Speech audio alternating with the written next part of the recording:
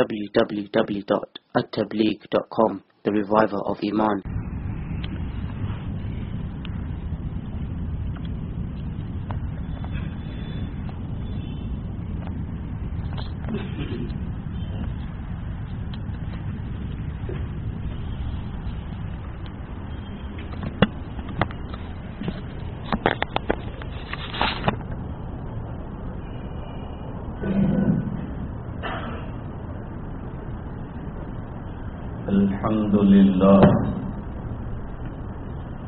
الحمد لله وكفى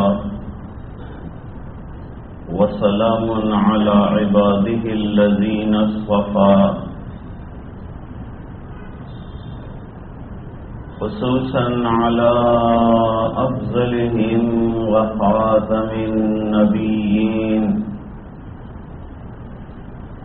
محمد الأمين وعلى آله وصحبه أجمعين. أما بعد، أعوذ بالله من الشيطان الرجيم. بسم الله الرحمن الرحيم.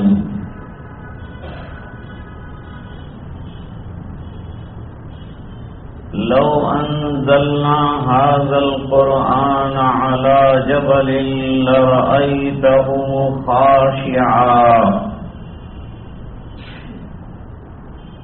خاشعا متصدعا من خشية الله. وتلك الأمثال نضربها للناس لعلهم يتفكرون. صدق اللہ مولانا العظیم. اللہم صل علی سیدنا محمد وعلی آل سیدنا محمد وبارک وسلم.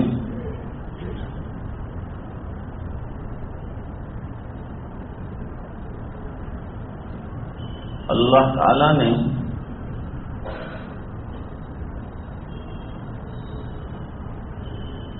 نبیوں کو اس لیے بھیجا ہوتا ہے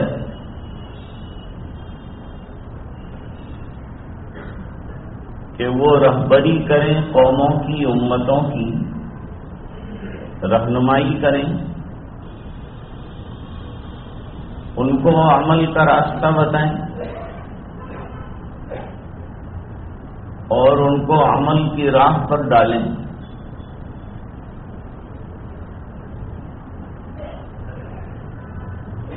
کتابوں کا بھی یہی سلسلہ ہے کہ اللہ تعالی رسولوں کے ساتھ جو کتاب اتارتے ہیں وہ اس طریقے پر ہوتی ہے کہ کتاب میں اصول اور ضوابط اور دستور ہوتے ہیں، اور رسول کی زندگی میں اس کتاب پر عمل کیسے کیا جائے وہ بتایا جاتا ہے. اس لیے حضرت حکیم الاسلام رحمۃ اللہ علیہ نے لکھا، نبی کریم صلی اللہ علیہ وسلم کی زندگی یہ قرآن کریم کی عملی تفسیر ہے.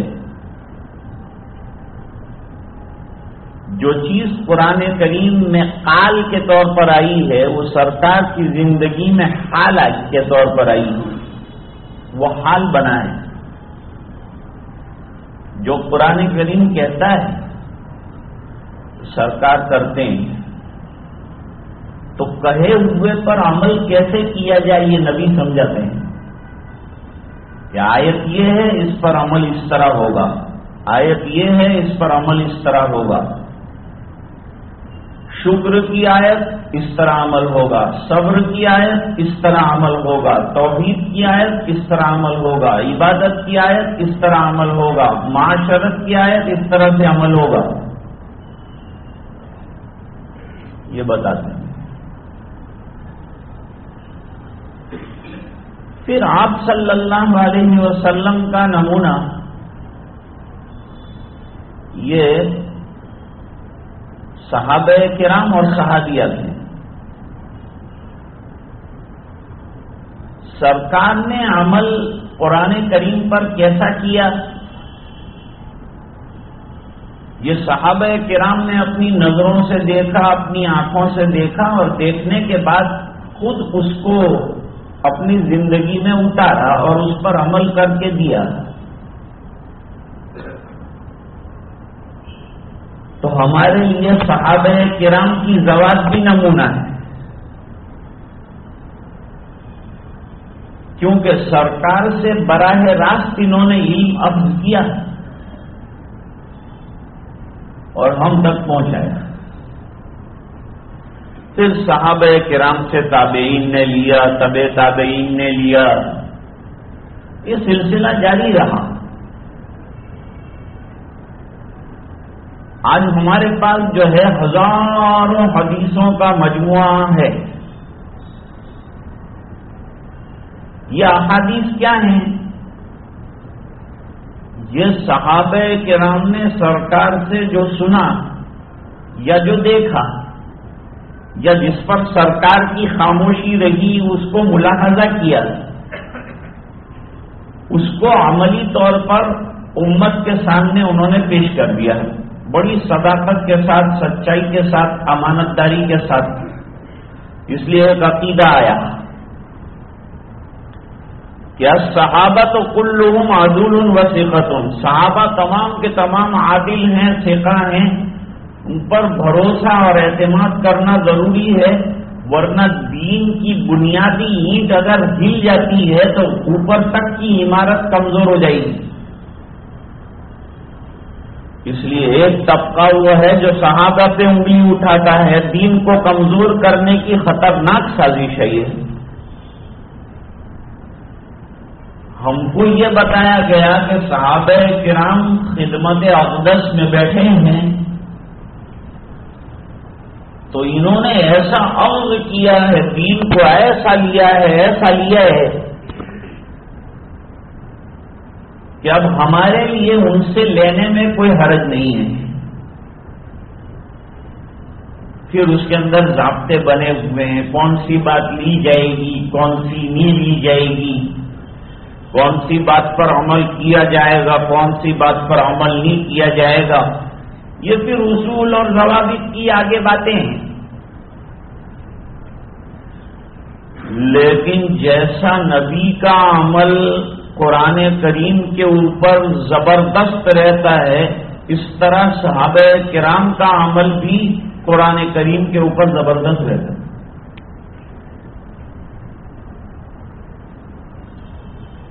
ایک واقعہ آپ کو سناؤں۔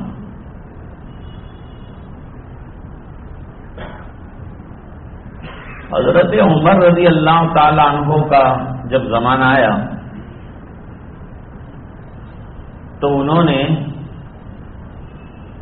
مشوروں کے لیے، سیاسی مشورے، دینی مشورے، اس کے لیے کمیٹی تجویز کی۔ کمیٹی میں بڑے صحابہ کرام بھی تھے اور چھوٹی عمر کے صحابہ بھی تھے۔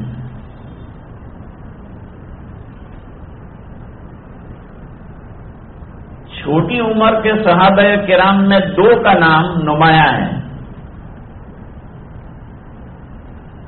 ایک کا نام ہے حضرت عبداللہ ابن عباس رضی اللہ تعالی عنہما۔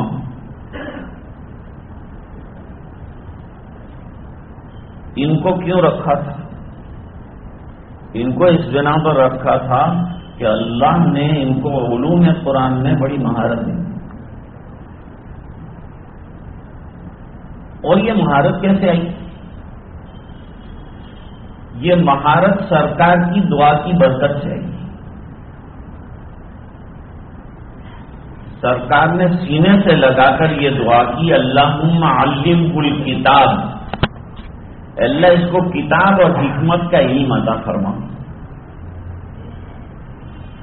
دعا رسول کرے، اور عبداللہ ابن عباس غیر نہیں ہے، نبی کریم صلی اللہ علیہ وسلم کے چچا زاد بھائی ہیں۔ یہ جب دعا کی تو عمر بہت چھوٹی تھی۔ جب سرکار دنیا سے تشریف لے گئے تو حضرت عبداللہ ابن عباس نے مشن بنایا کہ چلو کچھ صحابہ کرام سے کہا کہ میرا ساتھ دو، اور سرکار کی حدیثیں سب ادھر ادھر سے تلاش کر کے لائیں، جمع کریں آپ کے ارشادات۔ تو لوگ کہتے تھے اتنے صحابہ کرام موجود ہیں، تم کیا حدیثیں یاد کر کے کرو گے، تم چھوٹے ہو ابھی۔ لیکن وہ نہیں مانے، جگہ جگہ گئے ہیں اور حدیثیں جہاں سے ملی ہیں سب کو یاد کیا ہے، اور بہت بڑے مفسر بن گئے سرکار کی دعا سے۔ قرآن کریم پر بہت زبردست نظر حضرت عبداللہ ابن عباس رضی اللہ تعالیٰ عنہ کی رہی، اتنی زبردست نظر رہی کہ عمر میں چونکہ چھوٹے تھے، اس بنا پر کچھ بڑی عمر کے صحابہ کرام نے کہا کہ ایسے چھوٹے بچے کو ہمارے ساتھ آپ نے شورا کے اندر بٹھایا ہے، جبکہ بڑے بڑے صحابہ کرام ہیں، ہم لوگ ان کے والد کے درجے کے لوگ ہیں، اور ہمارے ساتھ یہ بچے کو بٹھایا، تو اس میں خوبی اور کیا کمال پایا ہے آپ نے؟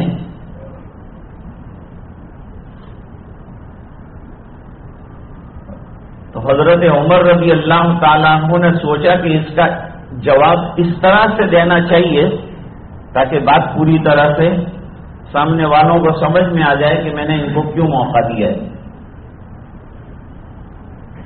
تو ایک مرتبہ شورا بیٹھی ہوئی تھی، امتحان لے لیا، اچانک آئے اور آ کر ایک سورت پڑھی، اذا جاء نصر اللہ والفتح ورأيت الناس يدخلون في دين الله أفواجا فسبح بحمد ربك واستغفره إنه كان توابا۔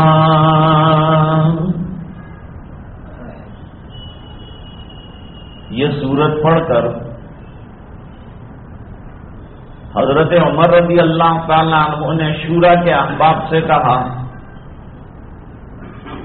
بتا سکتے ہو کہ یہ سورت کس سلسلے میں اتری ہے، کیا مضمون ہے اس کو سامنے رکھ کر؟ تو ہر صحابی نے اللہ نے علم دیا تھا، اس کی روشنی میں بیان کیا کہ شاید یہ مراد ہے، یہ مراد ہے، یہ مراد ہے، یہ مراد ہے۔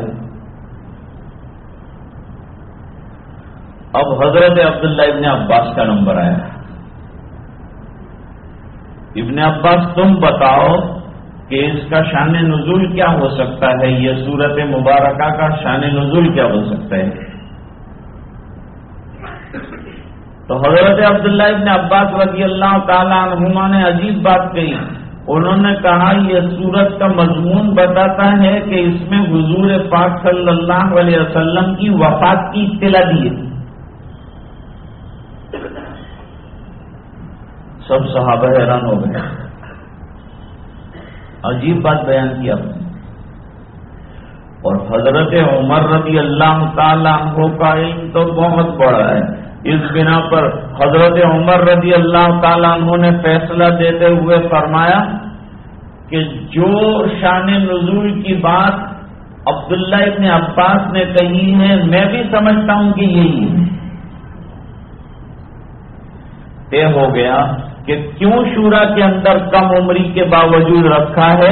ان کے علوم قرآنیہ کی وجہ سے رکھا ہے کہ جب ضرورت پڑے گی تو ایمان والوں کے فیصلے تو قرآن کریم کی روشنی میں ہوتے ہیں، عدالتوں میں تھوڑے ہی ہوتے ہیں۔ تو فیصلہ جو ہوگا سب سے پہلے تو قرآن کریم کی روشنی میں ہوگا، اور قرآن کریم پر اتنی گہری نظر ہے حضرت عبداللہ ابن عباس کی، یہ ان کو شورا کے اندر رکھنے کی وجہ ہے۔ دینی امور کی شورا ہوگی تو اس کو موقع ملے گا جس کے پاس علم دین زیادہ ہوگا، قرآن کریم کے علوم زیادہ ہوں گے، احادیث کے علوم زیادہ ہوں گے، ثقافت جس کی نظر زیادہ ہوگی، اس کو بنائیں گے ممبر۔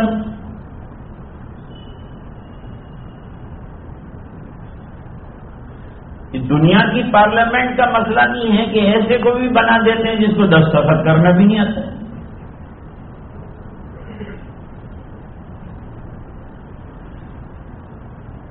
ایسے ہی ایک اور نوجوان صحابی تھے، ان کا نام تھا حر ابن قیس رضی اللہ تعالیٰ عنہ۔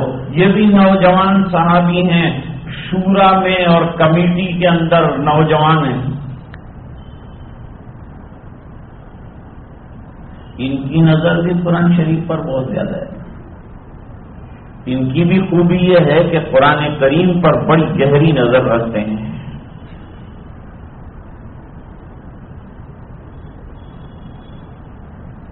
ایک اور صحابی کا تذکرہ کروں، عیینہ ابن حصن فزاری، جو مکے کی فتح کے موقع پر مسلمان ہوئے تھے۔ اس سے پہلے مسلمانوں کو کافی تکلیفیں ان کے ذریعے سے پہنچی، لیکن پھر اللہ تعالیٰ نے ان سے کام لیا اور عیینہ ابن حصن فزاری فتح مکہ کے موقع پر مسلمان ہو گئے۔ حضور نے 100 اونٹ ان کو ہدیے کے اندر دیے۔ عیینہ ابن حصن فزاری وہ مدینے آئے اور مدینے آ کے اپنے بھتیجے حر ابن قیس سے ملے، اور حضرت حر ابن قیس سے کہا کہ مجھے حضرت عمر رضی اللہ عنہ سے ملوا دو۔ حضرت عمر رضی اللہ تعالیٰ عنہ کا عالم یہ تھا، رفیق بھائی کو تو میں نے دے دی،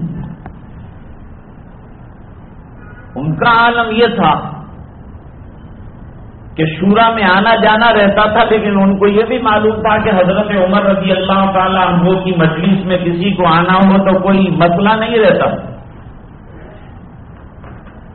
جو چاہے اپنا مسئلہ لے کر آنا چاہے، کوئی پرابلم نہیں ہے۔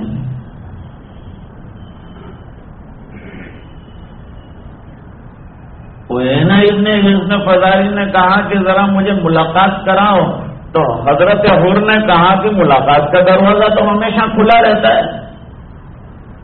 یہ حضرات ایسے نہیں ہے کہ انہوں نے ٹائمنگ رکھا ہے یا انہوں نے اپنے دروازوں پر بوابین یعنی چوکیدار رکھے ہیں جو آپ کو روکیں گے، آپ جانا چاہیں گے، مجلس کا وقت ہوگا تو مجلس ہوتی کون سی ایسے بند کمرے میں ہے، وہ تو مسجد نبوی میں ہوتی ہے، مسجد نبوی کے تو دروازے بھی نہیں ہیں، تو چلے جانا آپ۔ انہوں نے کہا نہیں تمہارے ساتھ جانا ہے۔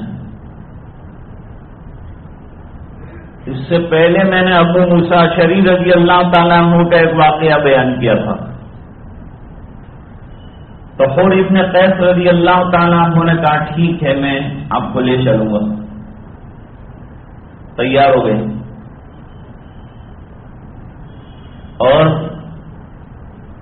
حر ابن قیس رضی اللہ تعالیٰ عنہ عیینہ ابن حصن فزاری کو لے کر چلے۔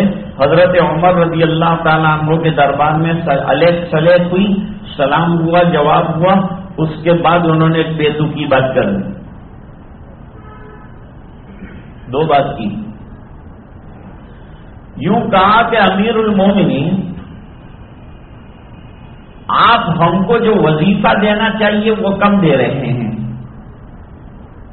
حالانکہ حضرت عمر رضی اللہ تعالیٰ عنہ کے وظیفے کا عالم یہ ہے کہ اپنے بیٹے کو کم دیتے ہیں اور دوسرے مہاجرین کو زیادہ دیتے ہیں، اتنا تو زبردست انصاف کرتے ہیں. جبکہ لوگوں نے کہا کہ آپ کا بیٹا بھی مہاجر ہے، کہا نہیں، اس نے مجبوری میں ہجرت میرے ساتھ کی ہے، اس لیے اس کے وظیفے میں کٹوتی ہوگی. اتنا بڑا انصاف. تو کہا آپ وظیفے کم دیتے ہیں اور ہمارے درمیان جو فیصلے انصاف سے کرنے چاہیے اس میں بھی کمی ہے. اب حضرت عمر رضی اللہ تعالیٰ عنہ کے انصاف کو تو گاندھی جی بھی روتا ہے. 1935 کے اخبار کے اندر لکھا گاندھی جی نے کہ بھائی حضور کے 2 شاگرد جس طرح امانت داری کے ساتھ دیش چلاتے تھے، ایسا اگر تم دیش آزاد ہونے کے بعد چلاؤ گے تو تمہارا ملک ترقی کرے گا، آگے بڑھے گا. یہ کہا ہے. کوئی مثال نہیں ملی ہوگی، اس لیے تو حضرت عمر رضی اللہ تعالیٰ عنہ کی مثال دی، حضرت ابو بکر رضی اللہ تعالیٰ عنہ کی مثال دی.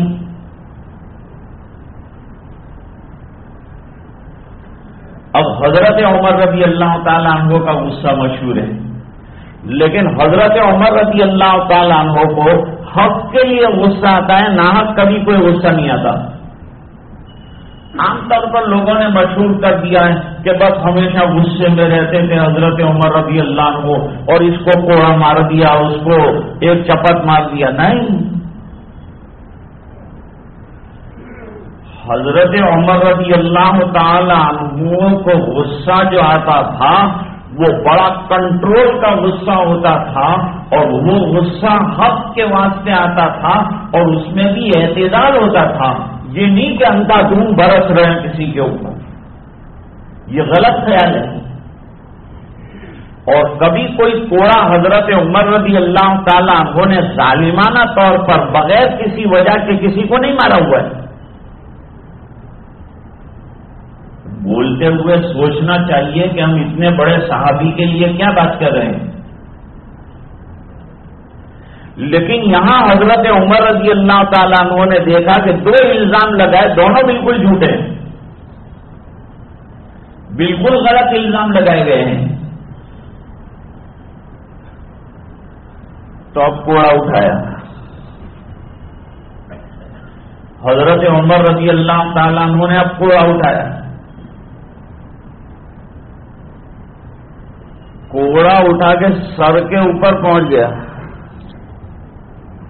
کوئی نہ ابن حزن فزاری کی خبر لینے کے لیے کوڑا سر کے اوپر چلا گیا ہے.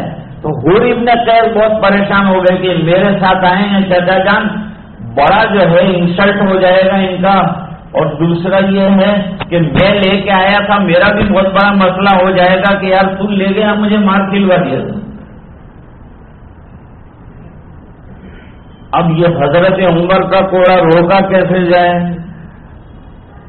کس کے پاس یوں ہے کہ جا کر ہاتھ پکڑ لے حضرت عمر رضی اللہ تعالیٰ عنہ کا کہ حضرت مت ماریے؟ کس میں اتنی جرأت ہے، کس میں اتنی ہمت ہے؟ خالی نائی کی کرسی کے اوپر بیٹھے تھے تو ذرا سیدھے ہوئے تو نائی بے ہوش ہو کے گر گیا کہ اب مجھے کہیں سیدھا نہ کر. ایسا تو رعب کا عالم ہے حضرت عمر رضی اللہ تعالیٰ عنہ کا. پسینے آ رہے ہیں حور ابن قیس کو، لیکن اللہ نے سمجھ دے دی. تو وقت کے اوپر کیا کیا؟ قرآن کی آیت پڑھ دی.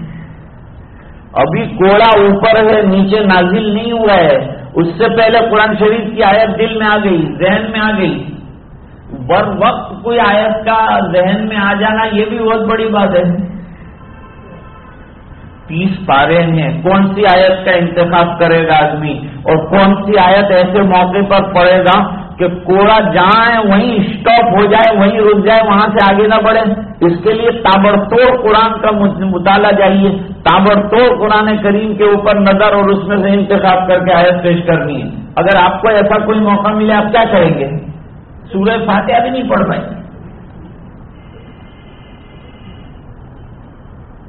اکثر لوگ اعتراض کرتے ہیں، جو بیچارے حفاظ ہوتے ہیں، تراویح پڑھاتے ہیں، ان کی غلطیاں گنتے رہتے ہیں.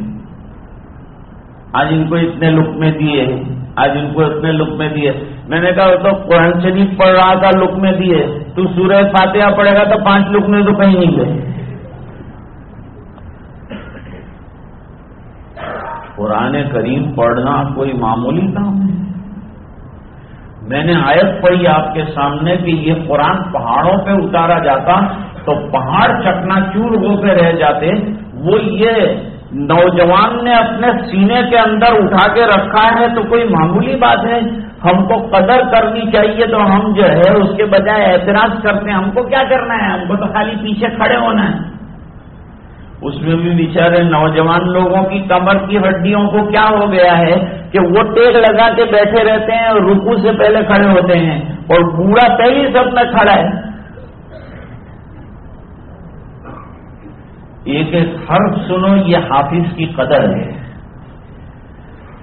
جب سے اس نے اللہ اکبر کہا، نوجوانوں کو چاہیے کہ کھڑے ہو جائیں اور ایک ایک حرف سنیں، اور سننے پر اللہ تعالیٰ ثواب دے رہے ہیں، اجر دے رہے ہیں. کیوں محروم ہو رہے ہو؟ آئے ہو تراویح پڑھنے تو ایک ایک حرف سنو نا. یہ حافظ کی قدر ہے، یہ قرآن کریم کی قدر ہے. پیچھے مت رہو، دین کے کاموں میں آگے رہا کرو، پیچھے مت رہو. یہ دین میں پیچھے رہنے نے ہم کو دنیا میں بھی پیچھے کر ڈالے. ہم سمجھتے ہیں کہ ہم لوگ دنیا میں پیچھے نہیں، ہم دین میں پیچھے ہیں، اس لیے دنیا میں پیچھے ہیں. دنیا میں آگے آ جائیں گے. اگر دین کے اندر آگے کی صفوں کو پور کرنا شروع کیا تو اللہ دنیا میں بھی نوازنا شروع کریں گے. یہ اللہ رسول کا وعدہ ہے. یقین رکھو نا. اللہ تعالیٰ قرآن میں فرماتے ہیں کتنا وزنی قرآن کریم جو ہے، اور یہ سرکار کی برکت ہے کہ آپ صلی اللہ علیہ وسلم کی برکت سے ہمارا بچہ پڑھ لیتا ہے. ورنہ ہمارے بچے کے سینے پر قرآن آ جائے تو بلاسٹ ہو جائے گا، بلاسٹ. ٹکڑے ہو جائیں گے، دل کے ٹکڑے. لیکن شکر مانو کہ اللہ تعالیٰ نے ہمارے اوپر ڈائریکٹ نہیں اتار دیا، وہ سرکار مدینہ پر اتارا. ان کے واسطے سے ہمارے پاس آتا ہے تو یہ واسطے کی وجہ سے اٹھانا آسان ہو گیا ہے. ورنہ قرآن کریم تو یہ کہہ رہا ہے لو انزلنا هذا القرآن على جبل لرأيته خاشعا متصدعا من خشية الله.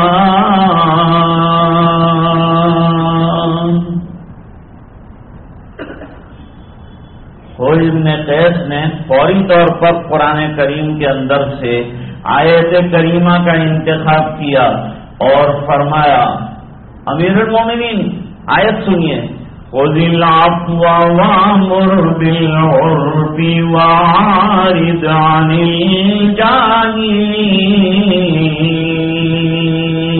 الجاهلين. عفو درگزر کو شیوا بناؤ. آیت کیا کہہ رہے ہیں؟ آیت میں 3 مضمون ہیں. اتنی چھوٹی آیت ہے، 3 بڑے بڑے مضامین 3 جلدوں میں کتابیں لکھی جا سکے اتنے مضامین اللہ تعالیٰ نے ایک آیت میں بیان کیے ہیں.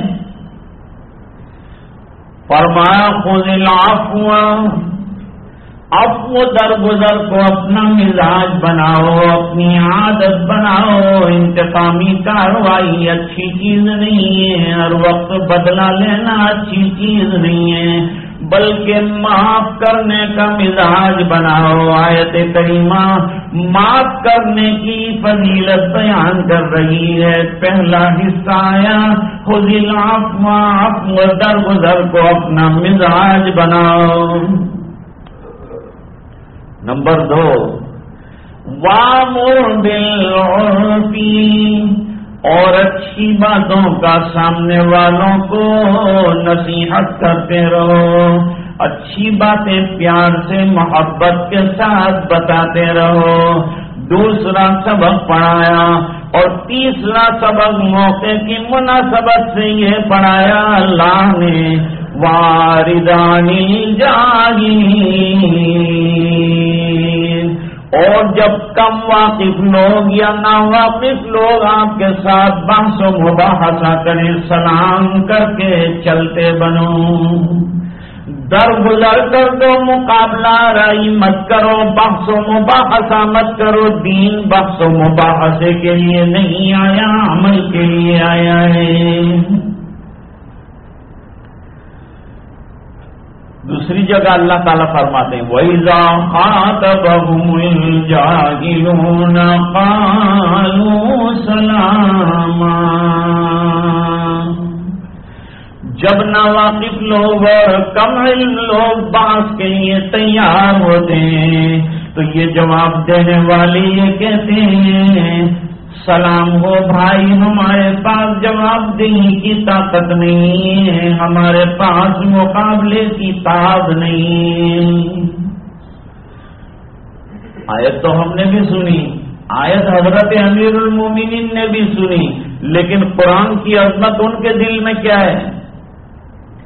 آیت سننے کے بعد روایتوں میں لکھا ہوا ہے کہ کوڑا جہاں تک گیا ہوا تھا وہاں سے نیچے ابن حسن کے سر پر آنے کے بجائے جہاں سے اٹھایا تھا کوڑا وہیں پر لے جا کر رکھ دیا۔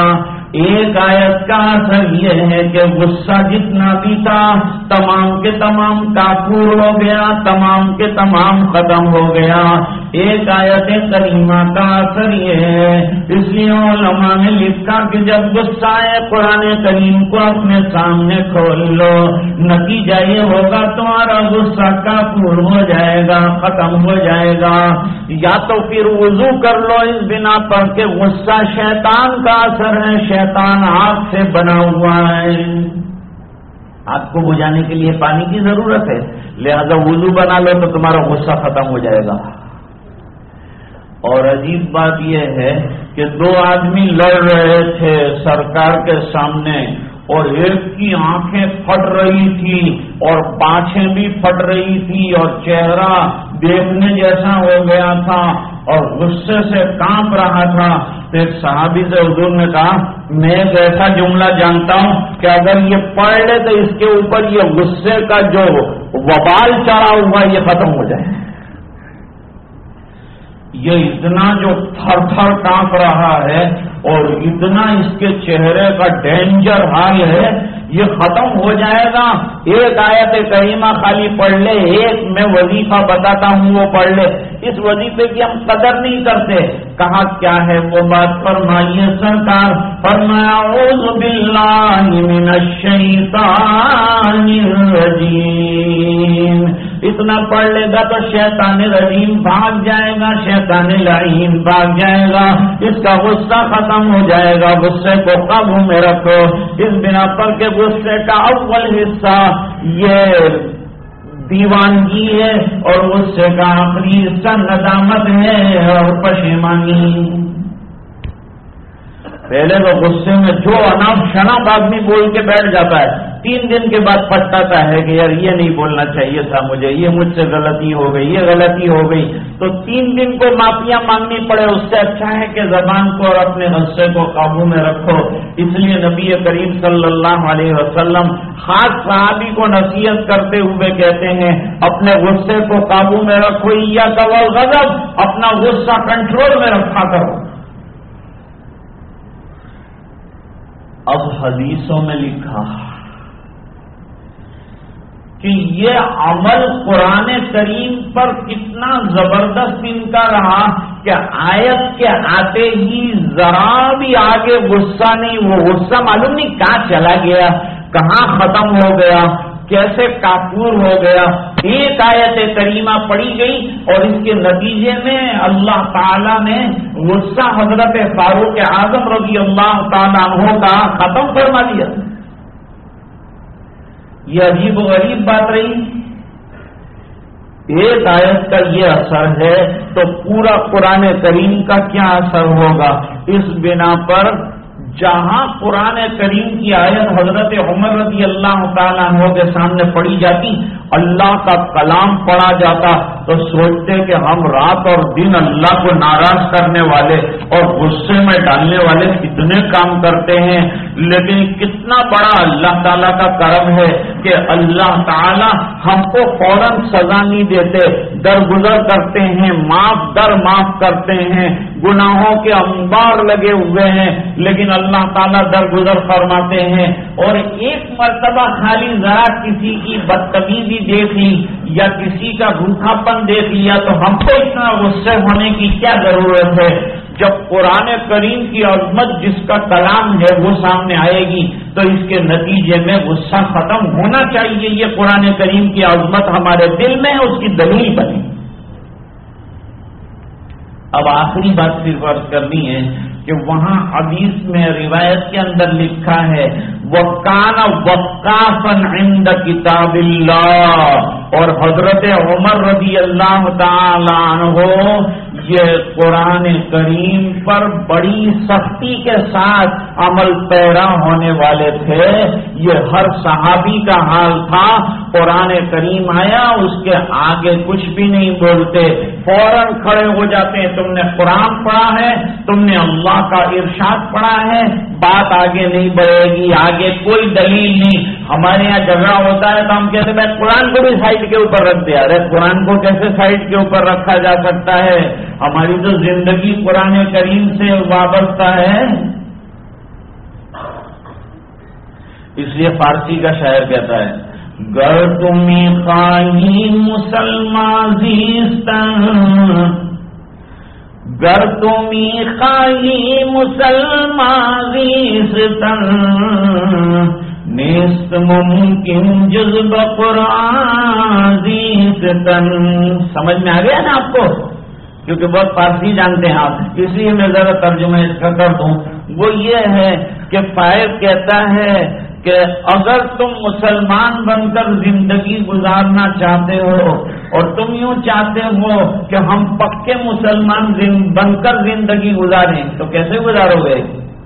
فرماتے ہیں وہ بغیر قرآن کریم کا دامن تھامے ہوئے نہیں گزار سکتے۔ اس لیے قرآن کریم کو اوڑھنا بچھونا بناؤ، اس کو پڑھنا جاری رکھو، اس کی آیات پر عمل کو اپنی زندگی کا شیوا بناؤ۔ یہ ہمارا دستور حیات ہے، یہ ہمارا دستور زندگی ہے۔ اللہ تعالیٰ ہم سب کو عمل کرنے کی توفیق عطا فرمائے۔